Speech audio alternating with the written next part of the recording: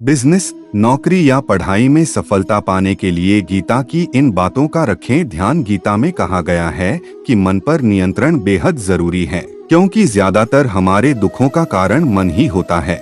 यह अनावश्यक और निरर्थक इच्छाओं को जन्म देता है और यदि इच्छा पूरी नहीं हो पाए तो विचलित कर देता है। गीता अनुसार व्यक्ति को उसके कर्म के अनुसार ही फल की प्राप्ति होती है।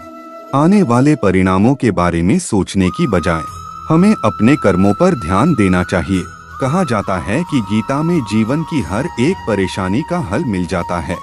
महाभारत युद्ध में भगवान श्री कृष्ण ने अर्जुन को तब गीता का पाठ पढ़ाया था जब उनके कदम युद्ध भूमि में डगमगाने लगे थे। गीता के उपदेशों को सुनकर अर्जुन अपने लक्ष्य को पूरा करने की तरफ अग्रसर हुए। गीता कर्म करने और जीवन में आगे बढ़ते रहने की प्रेरणा देती है। यहाँ हम गीता के उन 5 उपदेशों की बात करेंगे जिन पर अमल करने से आप जीवन के किसी भी क्षेत्र में सफलता हासिल कर सकते हैं। गीता के अनुसार क्रोध से भ्रम पैदा होता है, भ्रम से बुद्धि व्यग्र हो जाती है, जब बुद्धि व्यग्र होती है तब तर्क नष्ट हो जाते हैं, जब तर्क नष्ट होते हैं तो व्यक्ति का पतन शुरू हो जाता है। तात्पर्य, गुस्सा किसी भी व्यक्ति को इस हद तक प्रभावित करता है कि वह अपना नाश खुद ही कर लेता है।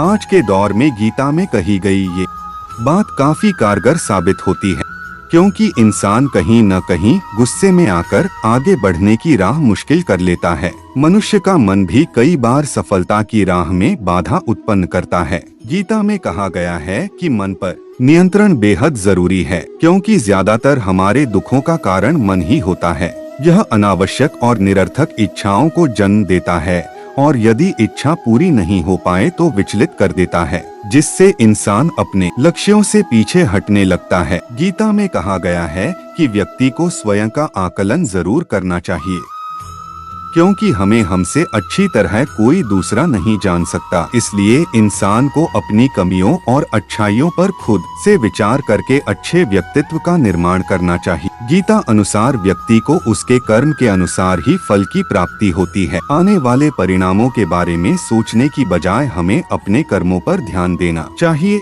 वर्तमान समय में इंसान किसी भी काम के परिणामों को लेकर पहले से ही घबराने लगता है, जिस कारण वह कर्म करने में अपना 100% नहीं दे पाता। इसलिए गीता के कहे अनुसार अपने कर्म को बेहतर तरीके से करें, रिजल्ट खुद ब खुद अच्छा आ जाएगा। अगर किसी काम में हार हो भी जाए तो उससे सीखने का प्रयत्न करें। श्री कृष्ण ने अर्जुन से कहा कि व्यक्ति को अपने गुरु के अलावा अपने अनुभवों से भी सीख लेनी चाहिए, अन्यथा कई बार व्यक्ति परेशानी में पड़ सकता है। ऐसा भी देखा गया है कि बार बार असफलता मिलने के बाद भी व्यक्ति उसी पथ पर उसी प्रक्रिया से बार बार गुजरता है, जबकि उसे बीते समय में मिले परिणामों का विश्लेषण करना चाहिए और फिर मिले अनुभवों के आधार पर आगे बढ़ना चाहिए। जीवन में हमें काम कैसे चुनना चाहिए? जिंदगी में हर एक व्यक्ति को अपने स्वभाव के अनुसार काम का चयन करना चाहिए, न कि किसी दूसरे के काम को देखकर। जिस काम को करने में आपको खुशी मिलती हो उसी काम को करें। ठीक उसी तरह किसी भी कारोबार को शुरू करने से पहले यह जरूर ध्यान में रखें कि क्या आपकी उस काम में दिलचस्पी है, क्योंकि जब तक आपका उस काम में मन नहीं लगेगा तब तक आप अपने कारोबार में सफल नहीं हो पाएंगे। इसलिए किसी भी कारोबार को शुरू करने से पहले अच्छे से सोच विचार कर लें। फल की इच्छा न करें। भगवद गीता में लिखा हुआ है कि मनुष्य जैसा कर्म करता है उसे उसके अनुरूप ही फल की प्राप्ति होती है। वर्तमान में लोग किसी भी काम को शुरू करने से पहले ही उसके रिजल्ट के बारे में सोचने लगते हैं। ठीक ऐसे ही किसी कारोबार को शुरू करने से पहले अगर उससे होने वाले मुनाफे की चिंता की जाए तो सफलता दूर हो सकती है।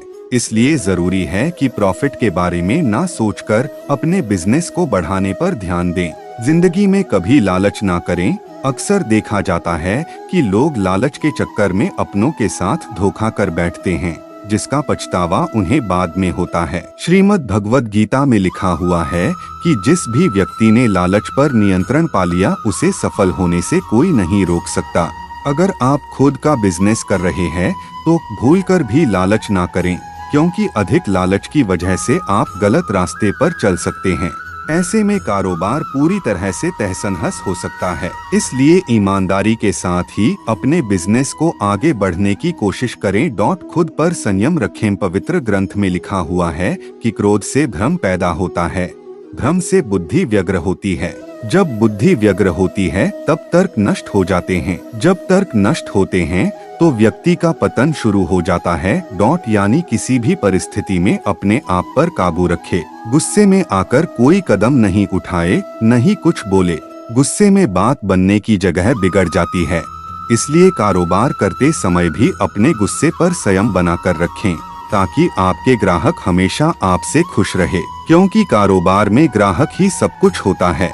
अगर आपको अपने कारोबार में सफल होना है तो श्रीमद् भगवद गीता में लिखी हुई बातों पर जरूर अमल करें, ताकि आप अपनी मंजिल तक पहुंच सके।